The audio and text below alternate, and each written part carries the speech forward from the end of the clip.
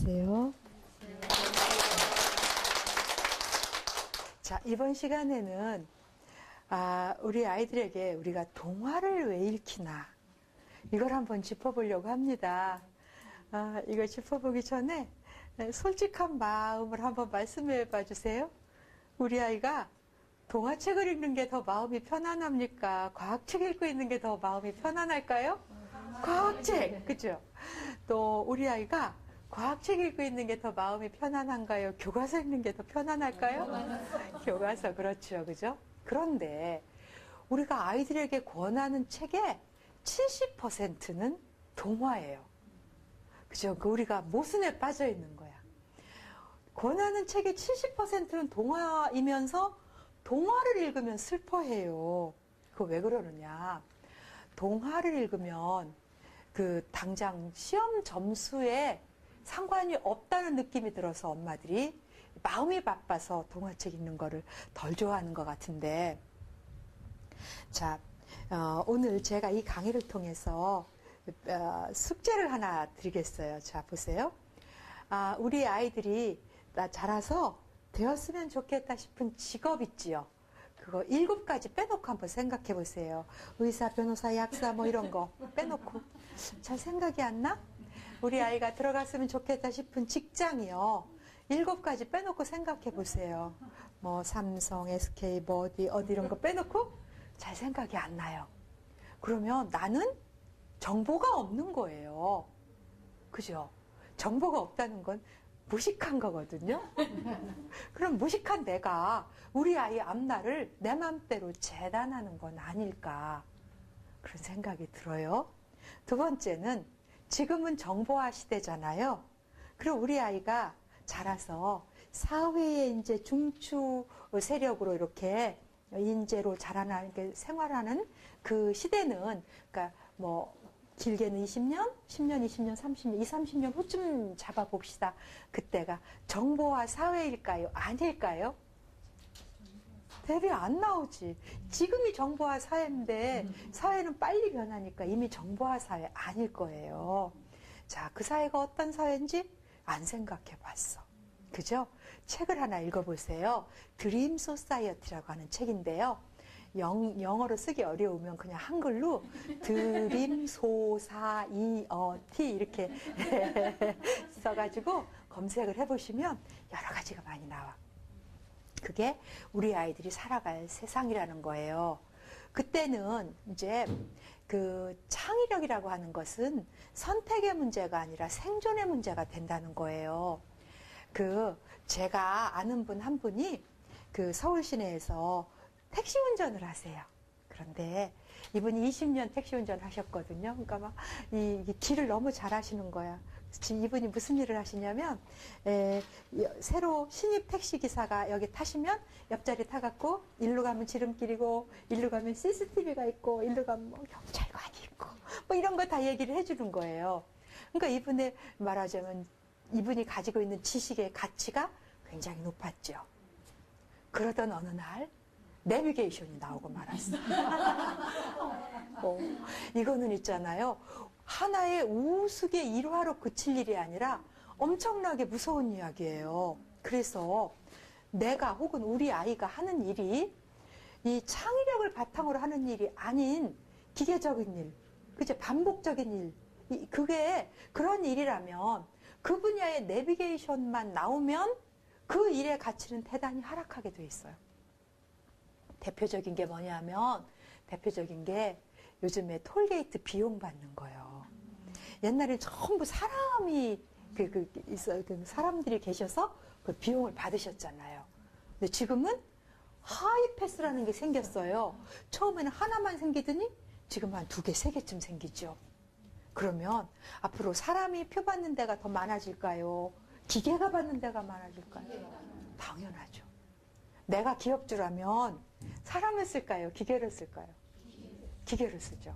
이렇게 되는 거예요. 그래서 창의력을 발휘하는 일이 아닌다면은 그 분야에 내비게이션이 나오면 일의 가치가 굉장히 하락하게 돼 있어요. 그래서 창의력은 이제 선택의 문제가 아니라 생존의 문제다. 여기까지 이해가 되셨죠? 그러면 창의력의 가장 밑바탕은 상상력이야. 상상력.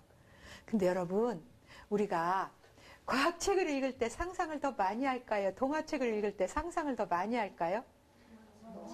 예, 그거 하나만 가지고도 동화책을 읽힐 만한 충분한 가치가 있어요.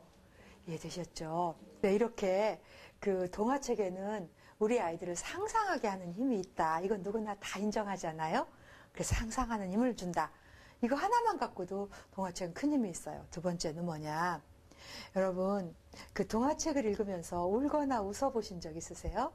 그쵸? 동화책 읽다가. 저는 어렸을 적에 그 우리 학교의 학급문고에 그 미운 오리 새끼라는 책이 있었습니다. 저는 그걸 읽으면서요, 정말로 굉장히 기분 좋았어요. 왜냐하면 그 어렸을 때 제가 되게 못생겼거든요. 그랬더니 어떤 분이 근데 어떻게 저렇게 됐냐, 그래서 제가 그분한테 밥 사줬어. 근데 참 못난 애, 소말리아이 비슷했어요. 막 새까만 데다가 눈만 띵그런 이런 식이었는데 거기 보니까 나도 백조가 될 것 같은 거예요. 막 그게 굉장히 저한테 위안을 주지요. 그래서 이 동화나 문학에는 사람을 위한 치유의 힘이 있어요. 그거는 요새 뭐 독서 치료 이런 거 많이 하잖아요. 그게 일부러 그렇게 하지 않아도 스스로 이렇게 치유를 받는 경우도 대단히 많아요. 굉장히 중요한 기능이고요.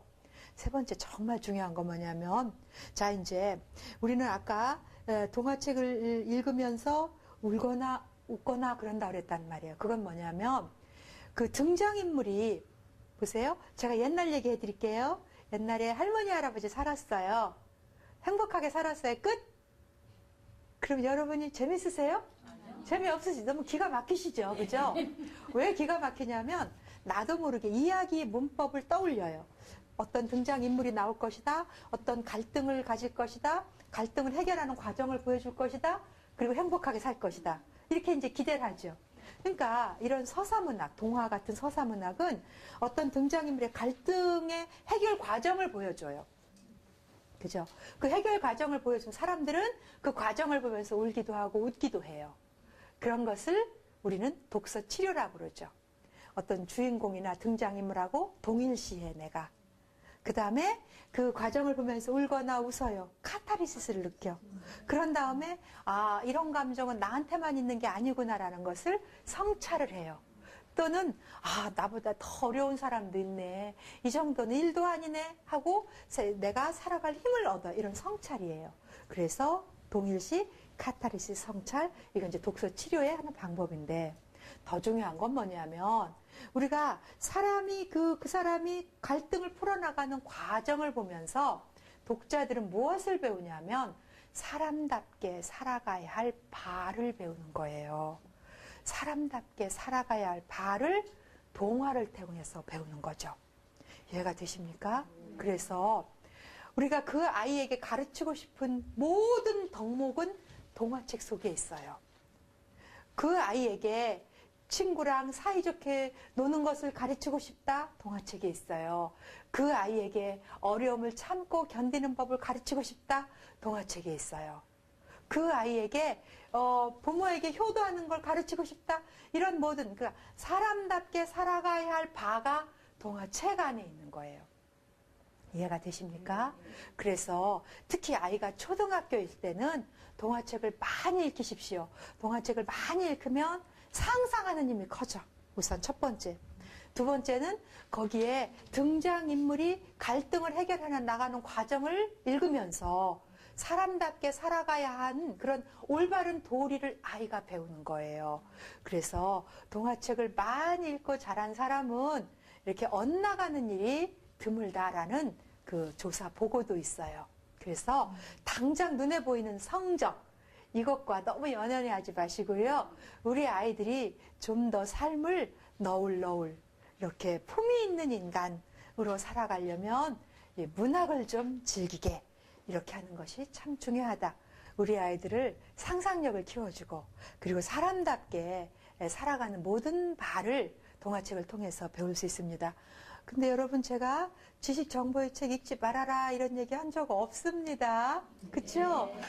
이번 시간에 가장 중요한 건 지식 정보의 책도 읽고 동화책을 읽는다고 슬퍼하지 마시라 하는 거예요. 동화책에는 좋은 점이 많으니까 마음 놓고 권하십시오. 초등학교 때는 동화를 많이 읽고 자라는 사람이 건강한 사람으로 자라난다고 합니다. 네, 고맙습니다.